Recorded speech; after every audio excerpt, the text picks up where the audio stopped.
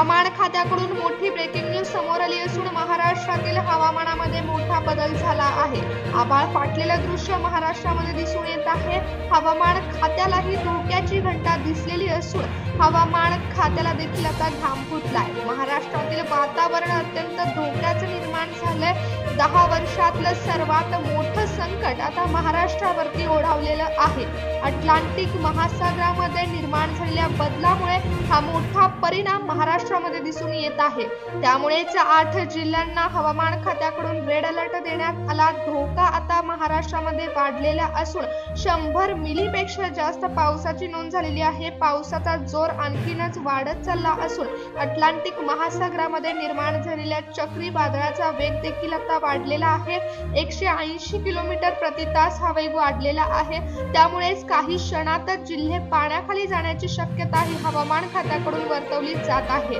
काही जिल्ह्यांमध्ये कमी दाबाचं क्षेत्र तीव्र झालंय। कमी दाबाच्या क्षेत्राचा विस्तार वाढला असून काही जिल्ह्यांमध्ये ढग फुटणार। पुढील 2 तासामध्ये पावसाचा जोर भयानक वाढणार आणि क्षणामध्ये जिल्हे पाण्याखाली जाणार।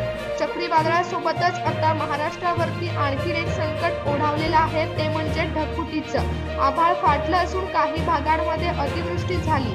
ढगफुटी सदृश पावसाने महाराष्ट्रामध्ये हजेरी लावलेली आहे। काही तासांमध्येच हे 8 जिल्ह्यांमध्ये ढगफुटी सदृश पावसाची शक्यता वर्तवली जात आहे। काही तासांमध्ये पाणीच पाणी होऊन जिल्हे पाण्याखाली जाणार आहेत। हवामान खात्याकडून धोक्याची घंटा देण्यात आली असून काही जिल्ह्यांना सतर्कतेचा इशारा दिला जात आहे। समुद्रामध्ये उंच लाटा उसळणार असून चक्रीवादळामुळे महाराष्ट्रामध्ये भयानक परिस्थिती देखील निर्माण होणार आहे। चक्रीवादळासोबतच ढगफुटीचा धोका, यामुळे अत्यंत धोक्याची घंटा आता महाराष्ट्रावरती ओढावली आहे। समुद्रामध्ये 4 मीटर इतक्या उंचीच्या लाटा येणार असून प्रशांत महासागरामध्ये देखील विषुववृत्तीय भागातील समुद्राच्या पृष्ठभागाचं तापमान कमी झाल्यामुळेच हा पावसाचा प्रभाव आता वाढत आहे। अरबी समुद्र व गुजरात राज्यावर चक्रीय स्थिती निर्माण झालेली आहे। उंचावर एकमेकांच्या विरुद्ध दिशेने वाहणाऱ्या वेगवान वाऱ्यामुळे आता हवेचा पट्टा चक्रीय स्थितीवर पोहोचला। गुजरात, केरळ पासून ते महाराष्ट्रावरती हे संकट आता ओढावलंय। कमी दाबाचं क्षेत्र हे समुद्र किनारपट्टीवरती जास्त तीव्र होणार असून ढगफुटी सदृश पाऊस 8 जिल्ह्यांमध्ये पडणार। कमी दाबाचं क्षेत्र तीव्र होणार असून बंगालच्या उपसागरापर्यंत पोहोचणार। हवेचा कमी दाबाचा क्षेत्राचा पट्टा हा दक्षिणेकडे स्थिरावलेल्या भागांमध्ये देखील आता पोहोचणार असून अतिवृष्टीचा पाऊस या भागांमध्ये देखील होईल। कमी दाबाच्या क्षेत्राचा विस्तार वाढला असून काही भागांमध्ये विरुद्ध दिशेने वारे वाहणार असून चक्रीवादळ येणार। त्यामुळे त्या भागांमध्ये आता उंच लाटा उसळणार असून पाणी रस्त्यावर येणार, पाणी शहरांमध्ये साचणार, जिल्हे पाण्याखाली जाणार।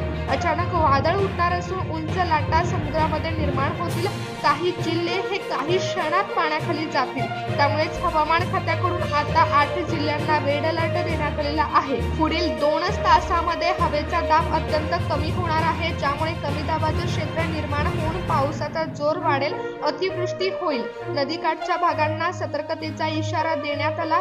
धरणातील जलसाठ्यामध्ये वाढ झालेली असून धरणाचे दरवाजे उघडण्यात येणार आहेत। नदीकाठच्या गावांना आता स्थलांतरित देखील करण्यात आलेलं आहे।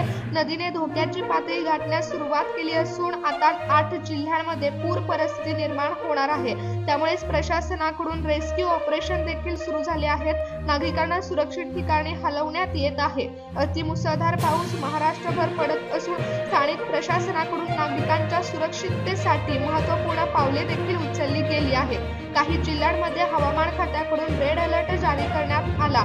त्या जिल्ह्यांमध्ये प्रशासनाकडून आपत्कालीन पथके देखील सज्ज करण्यात आली। त्याचबरोबर ज्या जिल्ह्यांमध्ये अतिवृष्टीची शक्यता वर्तवली गेली त्या जिल्ह्यांना धोक्याचा इशारा देण्यात आला। जिल्ह्यातील महाविद्यालयांना सुट्टी जाहीर करण्यात आली आहे। तर चला पाहूया कोणत्या जिल्ह्यांमध्ये ढगफुटी सदृश पावसाची शक्यता ही वर्तवली जात आहे। मुंबईमध्ये गेल्या 2 दिवसापासून अतिवृष्टीचा पाऊस पडत असून वसई, विरार, नालासोपारामधील काही भाग हे पाण्याखाली गेलेले आहेत। त्याचबरोबर मुंबई शहरामध्ये रेड अलर्ट जारी करण्यात आला। मुंबई शहरातील काही भागांमध्ये विद्युत सप्लाय देखील बंद झाला। नागरिकांचा मोठा हाल चालू आहे। सततच्या पावसामुळे अनेक ठिकाणी पाणी साचून पूर परिस्थिती देखील निर्माण झाली आहे। अटलांटिक महासागरामध्ये निर्माण झालेल्या चक्रीवादळामुळे हे परिणाम आता मुंबई शहरामध्ये दिसून येत आहेत। अतिवृष्टीचा पाऊस आता मुंबई शहरामध्ये पडत असून नागरिकांचे मोठे हाल होत आहेत।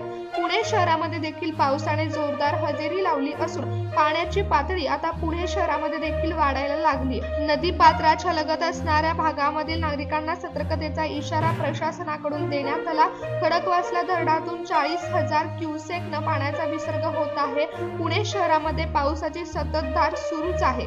कमी दाबाच्या पट्ट्याचा विस्तार आता पुणे शहरामध्ये वाढला असून पुढील 2 ते 3 तास पुणे शहरामध्ये पावसाचा जोर आणखी वाढणार। पुणे शहराला रेड अलर्ट देण्यात आलेला आहे। सिंधुदुर्ग जिल्ह्यामध्ये देखील जोरदार पावसाने हजेरी लावली असून सिंधुदुर्ग जिल्ह्यामध्ये 100 मिलीमीटर इतका पाऊस होणार असून कणकवली तालुक्यातील काही भागांमध्ये पावसाने धोक्याची घंटा गाठली आहे।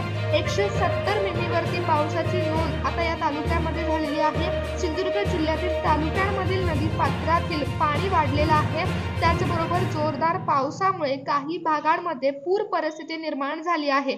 त्यामुळेच हवामान विभागाने सिंधुदुर्ग जिल्ह्याला रेड अलर्ट दिलेला आहे। कोल्हापूर जिल्ह्यामध्ये मुसळधार पावसाची बरसात सुरू झाली असून पंचगंगा नदीने आता इशारा पातळी ओलांडली। धोक्याची घंटा आता कोल्हापूर जिल्ह्यामध्ये असून कोल्हापूर जिल्ह्याला हवामान खात्याकडून रेड अलर्ट देण्यात आला। कोल्हापूर जिल्ह्यामध्ये अतिवृष्टीचा पाऊस झाल्यामुळे धोक्याची पातळी आता पंचगंगा नदीने गाठलेली आहे। अतिवृष्टीचा पाऊस आणि धरणे तुडुंब भरली, त्यामुळेच कोल्हापूर जिल्ह्यातील नदीने इशारा पातळी गाठली। धोक्याचा इशारा आता कोल्हापूर जिल्ह्यामध्ये देण्यात आला।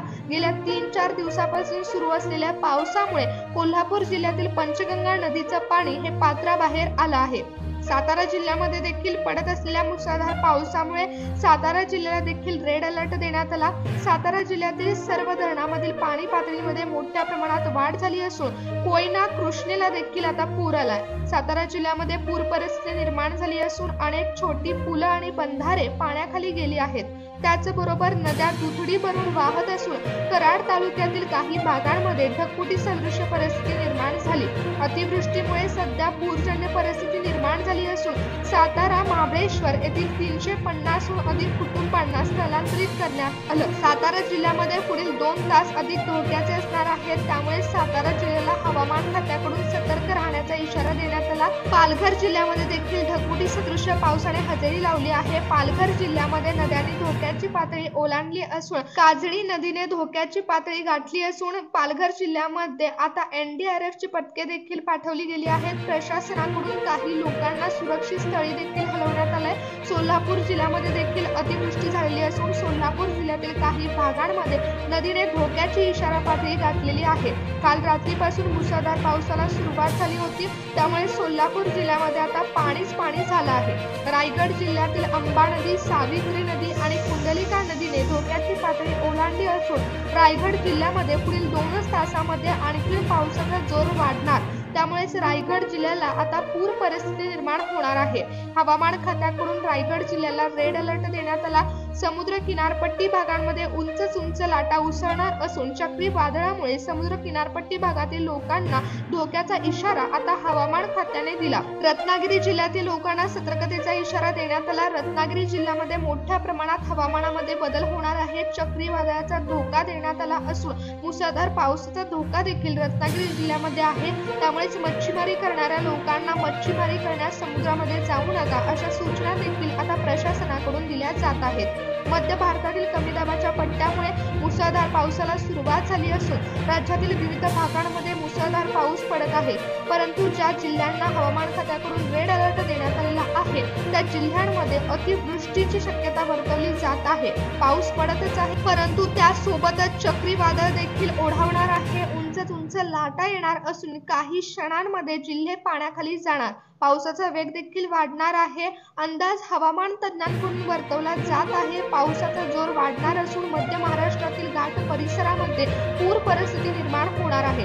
काही ठिकाणी मुसळधार पावसाच्या धारा आहेत तर काही ठिकाणी चक्रीवादळामुळे जिल्हे पाण्याखाली जात आहेत। त्यामुळेच हवामान खात्याकडून नागरिकांना सतर्कतेचा इशारा देण्यात आलेला आहे। कमी दाबाच्या क्षेत्राचा विस्तार वाढत असून धोक्याची घंटा आता नद्यांनी गाठली आहे। नागरिकांना सुरक्षित ठिकाणी हलवण्याचं काम देखील प्रशासनाकडून केलं जात आहे। त्याचबरोबर आपत्कालीन पथके देखील शासनाकडून सज्ज करण्यात आलेली आहेत।